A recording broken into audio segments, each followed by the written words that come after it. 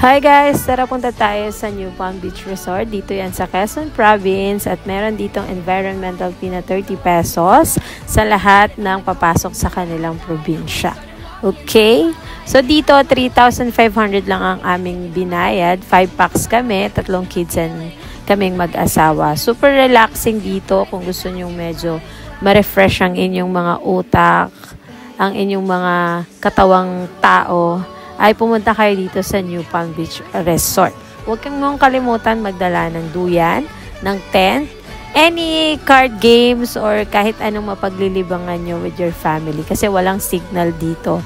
So talagang may-enjoy nyo at makaka-relax kayo hanggang gabi ng inyong buong pamilya. So tara sa Quezon Province, dito yan sa New Palm Beach Resort.